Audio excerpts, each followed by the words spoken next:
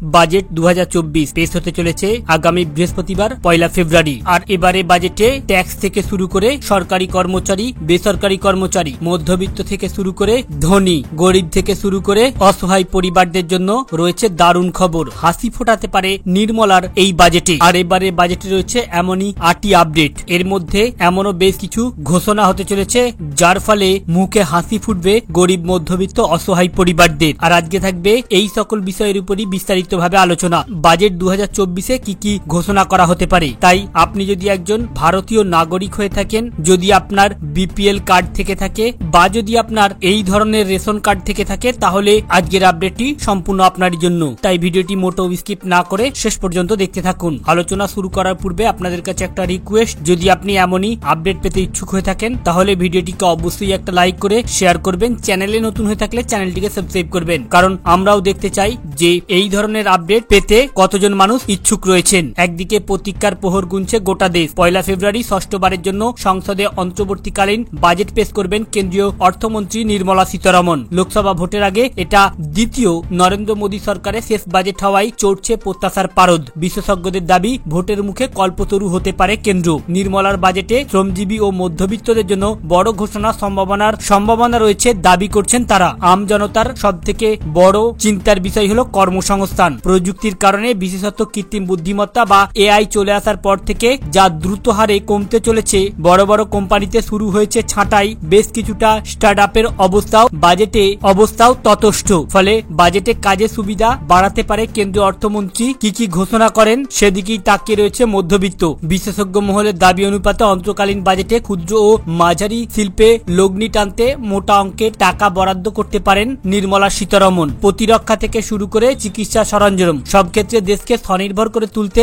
আত্মনির্ভর ভারত রোজগার যোজনা নামের একটি প্রকল্প চালু করেছে কেন্দ্র। এর মাধ্যমে বেশ কিছু কোম্পানিকে ভর্তুকি দিয়ে থাকে মোদী সরকার, যার জেরে তৈরি হয়েছে কর্মসংস্থান। চলতি বছরের মধ্যে এই প্রকল্পের মেয়াদ শেষ হওয়ার কথা রয়েছে আসন্ন বাজেটে, যা আরো 1 বছরের জন্য বাড়াতে পারে কেন্দ্রীয় অর্থমন্ত্রী। পাশাপাশি গ্রামীণ এলাকায় রোজগার ঠিক রাখতে 100 দিনের প্রকল্পে ব্যয় বরাদ্দ বৃদ্ধি করার সম্ভাবনা রয়েছে। এছাড়াও আসন্ন বাজেটে রেল, প্রতিরক্ষা, প্রযুক্তি ও পরিকাঠামো খাতে বড় ঘোষণা হওয়ার সম্ভাবনা রয়েছে। রেল লাইন থেকে শুরু করে একগুচ্ছ বন্দে ভারত ও অমৃত ভারতের মতো সেমি হাই স্পিড ট্রেনে উল্লেখ থাকতে পারে নির্মলার বাজেটে। প্রতিরক্ষা খাতে বাড়াতে পারে ব্যয় বরাদ্দ। মধ্যবিত্ত চাপ কমাতে আসন্ন বাজেটে আয়কর ছাড়ের পরিমাণ বৃদ্ধির সম্ভাবনা রয়েছে। সূত্রের খবর, আয়কর 18C ধারায় বছরে 1.5 লাখ টাকা পর্যন্ত ছাড় ঘোষণা করবে কেন্দ্র। সেক্ষেত্রে বীমা ও পিপিএফ ও প্রদত্ত কর ছাড়ের পরিমাণ বাড়বে, যাতে সরাসরি লাভবান হবেন মধ্যবিত্ত ও বেতনভোগী কর্মীরা। অপরদিকে আসন্ন বাজেটে বীমা ছাড়ের ঘোষণা করতে পারেন কেন্দ্রীয় অর্থমন্ত্রী। বীমার ক্ষেত্রে জিএসটিতে সুবিধা পাওয়ার সুযোগ দিতে পারেন তিনি। সেক্ষেত্রে কমবে বীমার প্রিমিয়ামের পরিমাণ। অন্যদিকে গৃহঋণে ছাড় দেওয়ার সম্ভাবনার কথা তো রয়েছে বলে জল্পনা। অন্যদিকে আবার সস্তায় সোনা কেনার স্বপ্ন সত্যি হতে পারে এবার বাজেটে। দাম কমতে পারে হীরেরও। সোনা বা রূপো দিয়ে শুধুমাত্র অলংকার তৈরি হয় তাই নয়, এই ধাতুতে বিনিয়োগ করেন দেশের বহু মানুষ। এই সব ধাতুর দাম সাধারণত বাড়তে পারে, ফলে বিনিয়োগ করে লাভবান হন অনেকেই। তাই বিয়ের মরশুম ছাড়াও সোনার দামের দিকে নজর থাকে অনেকেরই। গতদিন সোনার দাম কিছুটা বেড়েছিল, আবার সোমবার দেখা যায় দাম মোটামুটি অপরিবর্তিত আছে। প্রতিদিনের দামের কিছুটা হেরফের, তবে এবার বাজেটে দাম কমতে পারে এক ধাক্কায় অনেকটাই, অনুমান বিশেষজ্ঞদের।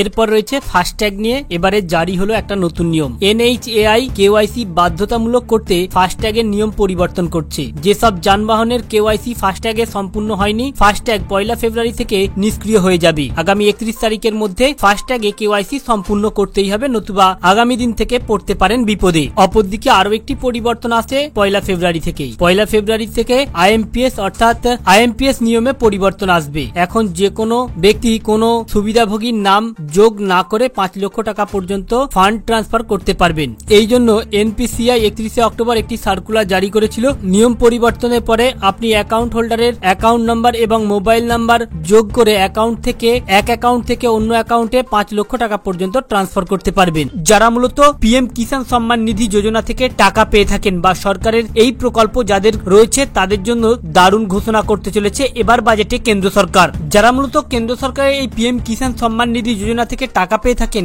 এবারে তাদের জন্য রয়েছে দারুণ খবর। বলা হচ্ছে এবারে বাজেটে এই প্রকল্প থেকে যে সকল মহিলা বা মেয়েরা টাকা পেয়ে থাকে, প্রধানমন্ত্রী কিষাণ সম্মান নিধি যোজনায় তাদেরকে তাদের টাকার পরিমাণটা বাড়িয়ে 12,000 টাকা পর্যন্ত করা হতে পারে। অর্থাৎ এই প্রকল্পে যারা যে সকল কৃষকরা বছরে 6,000 টাকা করে পান সেই প্রকল্পেই এবার মহিলাদের টাকার পরিমাণ বাড়িয়ে দিতে পারে কেন্দ্র সরকার, যেখানে দ্বিগুণ করা হতে পারে প্রধানমন্ত্রী কিষাণ সম্মান নিধি যোজনার মহিলা হোল্ডারদের জন্য।